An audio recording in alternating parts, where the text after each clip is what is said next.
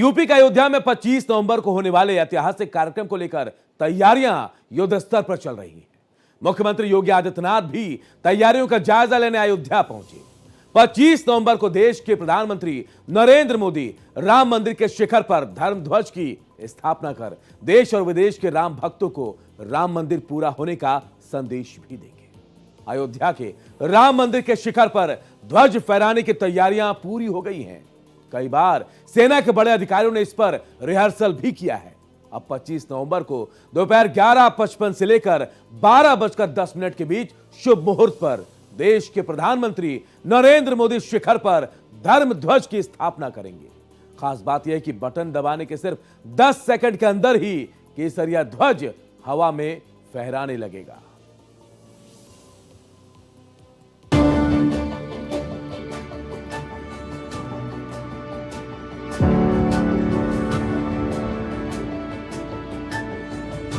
राम मंदिर के शिखर पर धर्म ध्वज।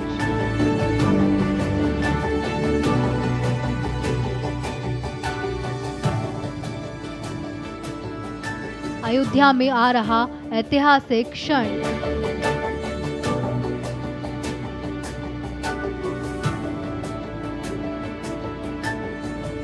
पच्चीस नवंबर इतिहास में होगा दर्ज।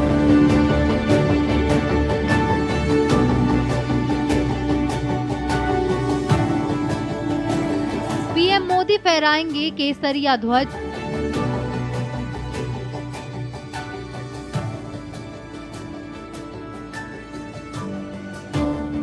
वैदिक मंत्रोच्चारण और घंटे घड़ियाल।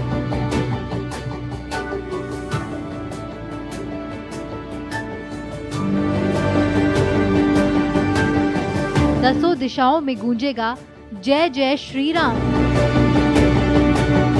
अयोध्या में मंदिर के शिखर पर 25 नवंबर को इतिहास रचा जाएगा, जब प्रधानमंत्री नरेंद्र मोदी अभिजीत मुहूर्त में धर्म ध्वज स्थापित कर मंदिर के पूर्णतया का संदेश देश और दुनिया में देंगे। वैदिक मंत्रोच्चार, घंटे घड़ियाल और शंखों के ध्वनि के बीच में जब एक बार 191 फीट ऊपर शिखर पर केसरिया ध्वज लहराएगा, तो एक बार फिर राम राज्य की स्थापना का उद्घोषणा पूरे विश्व में जाएगा। कैमरा पर्सन शैलेंद्र पाठक के साथ पवन सिंह सेंगर, भारत एक्सप्रेस।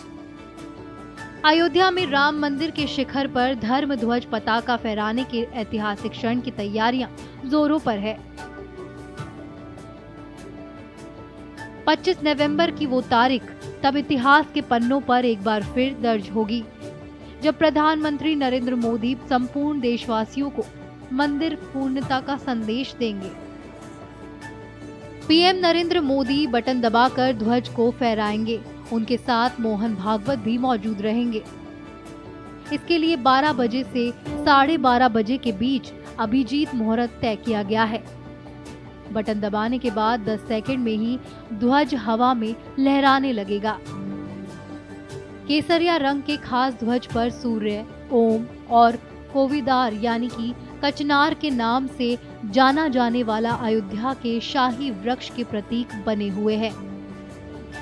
ये सभी चिन्ह सूर्य वंश के प्रतीक है। ध्वज को वैदिक मंत्रों के बीच सलामी दी जाएगी। ध्वज फहराते ही मंदिर परिसर में घंटे घड़ियाल बजने लगेंगे। वहीं राम मंदिर के शिखर पर ध्वजा फहराने का ट्रायल भी किया गया। इसके अलावा ध्वजारोहण समारोह की तैयारियां देखने सीएम योगी भी अयोध्या पहुंचे। राम मंदिर के 161 फीट ऊंचे शिखर पर 42 फीट ऊंचा स्तंभ स्थापित किया गया है। इसी स्तंभ पर 22 फीट लंबी और 11 फीट चौड़ी पताका फहराएगी, जो 3 किलोमीटर दूर से दिखेगी। ध्वज फहराने के लिए ऑटोमेटिक फ्लैग होस्टिंग सिस्टम लगाया गया है। ध्वज बदलने के लिए भी इस सिस्टम की मदद ली जाएगी। वहीं हवा के बहाव के साथ ध्वज 360 डिग्री पर घूम सकेगा। राम मंदिर में पहली बार राम सीता विवाह उत्सव मनाया जा रहा है। इस दौरान 8000 लोगों के पहुंचने का अनुमान है। इसमें से 2500 लोगों के रुकने के लिए तीर्थपुरम में टेंट सिटी बनाई जा रही है। 25 नवंबर को वीआईपी मूवमेंट की वजह से आम लोग दर्शन नहीं कर सकेंगे। ट्रस्ट के अनुसार भक्त 26 नवंबर को ही दर्शन कर सकेंगे। बता दें कि अयोध्या में पीएम मोदी का दौरा 3 घंटे का होगा। वो 11 बजे अयोध्या पहुंच जाएंगे। पीएम मोदी राम मंदिर से पहले हनुमानगढ़ी पहुंचेंगे, वहां दर्शन पूजन करेंगे। वो रामलल्ला समेत राम दरबार के दर्शन कर आरती उतारेंगे।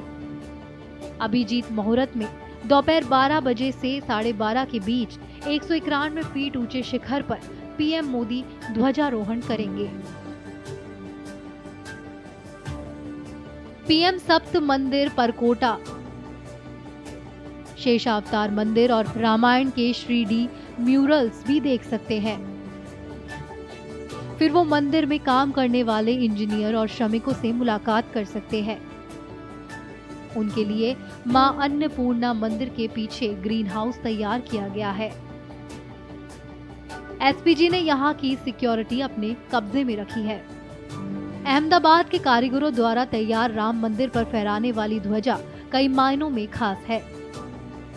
ध्वजा को विशेष नायलॉन पैराशूट फैब्रिक से तैयार किया गया है, जो धूप, बारिश और तेज हवा से सुरक्षित रहेगा। इसमें नमी और तापमान के प्रभाव को कम करने के लिए डबल कोटेड सिंथेटिक परत बनाई गई है। ध्वज पर सूर्यवंश, ओम, कोविदार वृक्ष के चिन्ह बनाए गए हैं।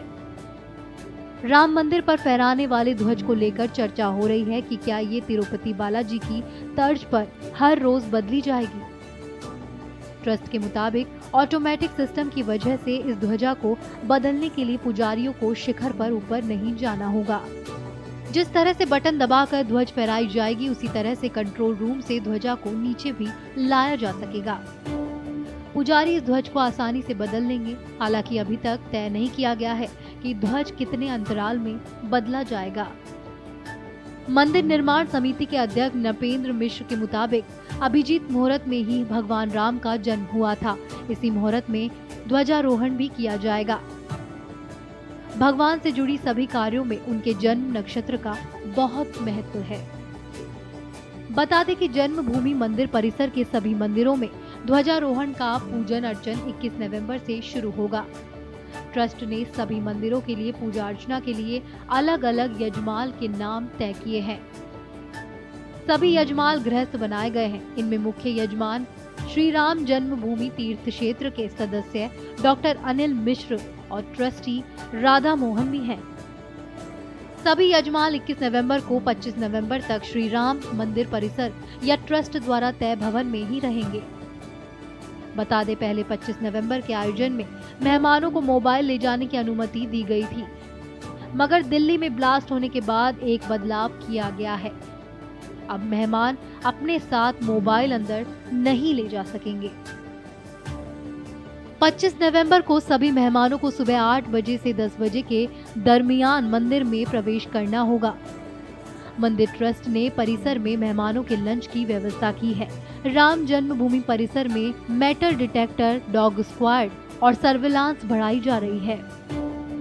सुरक्षा के मद्देनजर अयोध्या में ध्वजारोहण के वक्त 15,000 सीसीटीवी से निगरानी होगी। वहीं एनएसजी, सीआरपीएफ, एसपीजी, आईबी और अयोध्या पुलिस सिक्योरिटी संभाल रही है।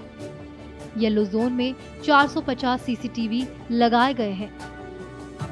राम जन्मभूमि परिसर में guest, metal detector, dog squad और सर्विलांस सिस्टम से होकर अंदर पहुंचेंगे। वहीं महर्षि वाल्मीकि अंतर्राष्ट्रीय एयरपोर्ट पर तैनात कर्मचारियों का 2 स्टेप वेरिफिकेशन के बाद ड्यूटी चार्ट फाइनल होगा। एयरपोर्ट के 3 किलोमीटर के दायरे में होटल, होम स्टे और घरों की जांच की जा रही है। इसके साथ ही वीआईपी मूवमेंट के वक्त स्पेशल प्रोटोकॉल लागू रहेगा।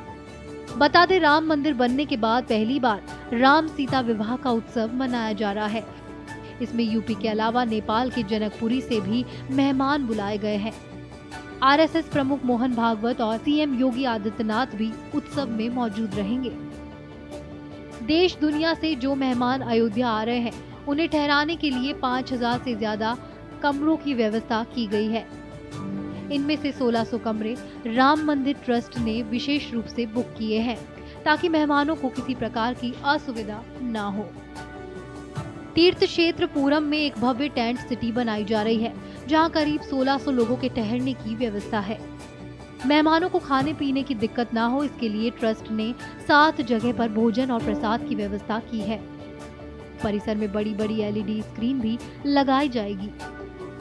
25 नवंबर की तिथि जो है वह ध्वजारोहण की तिथि घोषित की गई है। इस दिन देश के यशस्वी प्रधानमंत्री माननीय नरेंद्र मोदी जी के कर कमलों के द्वारा और पूज्य संतों धर्माचार्यों की उपस्थिति में श्री राम जन्मभूमि पर ध्वजारोहण का कार्यक्रम संपन्न होगा। इसको लेकर व्यापक तैयारियां की जा रही हैं। श्री राम जन्मभूमि तीर्थ क्षेत्र के महासचिव आदरणीय चंपत राय जी के मार्गदर्शन में आवास, भोजन आदि की व्यवस्थाएं जो हैं की जा रही हैं लोगों के लिए।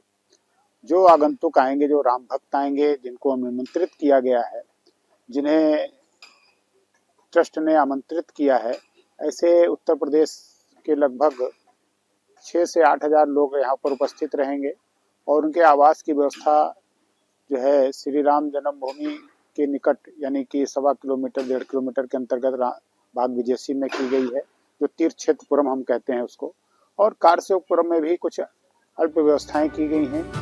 रामनगरी अयोध्या इस बार ऐसे दिव्य और ऐतिहासिक आयोजन की गवाह बनने जा रही है जिसका इंतजार काफी समय से किया जा रहा था।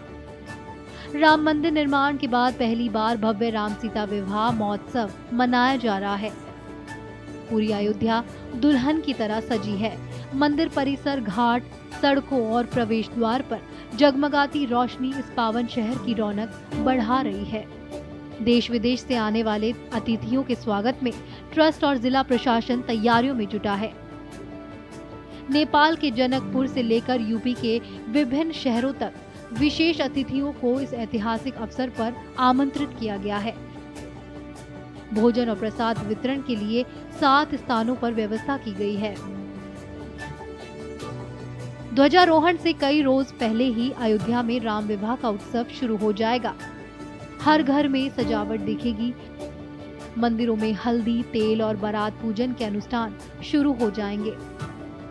पूरे शहर की दीवारों को धर्म के ध्वज से सजाया जाएगा। 25 नवंबर को अयोध्या के प्रमुख मंदिरों से भव्य राम बारात निकाली जाएगी। कनक भवन, मणि रामदास छावनी, राम वल्लभ कुंज, रंग महल, जानकी महल, श्री राम हर्षण कुंज, लक्ष्मण किला सहित 12 मंदिरों से प्रभु की बारात और झांकियां पूरी अयोध्या में निकाली जाएगी। जो बारात जिस मंदिर से शुरू होगी वहीं पर आकर खत्म होगी। भक्ति, संगीत, शहनाइयों और मृदंग की ताल पर भक्त नाचते हुए चलेंगे। विहिप के केंद्रीय मंत्री राजेंद्र सिंह पंकज के मुताबिक 5 जून 2025 को राम दरबार की प्राण प्रतिष्ठा के बाद पहली बार विवाह उत्सव होने जा रहा है। ट्रस्ट इस पर विचार कर रहा है कि ये उत्सव मंदिर परिसर या फिर अंगद टीला परिसर में किया जाए। ध्वजारोहण और राम विवाह के उत्सव में अयोध्या आने वाले मेहमान खाली हाथ वापस नहीं जाएंगे। इसके लिए ट्रस्ट 500 किलो लड्डू तैयार करवा रहा है। ये लड्डू पहले रामलल्ला को अर्पित किए जाएंगे। इसके बाद प्रसाद के रूप में इसे मेहमानों को दिया जाएगा। सिक्योरिटी को लेकर एडमिनिस्ट्रेशन इसलिए भी ज्यादा संजीदा है क्योंकि पीएम रहते हुए नरेंद्र मोदी की ये 5वीं अयोध्या यात्रा होगी। इससे पहले वो 4 बार अयोध्या आ चुके हैं।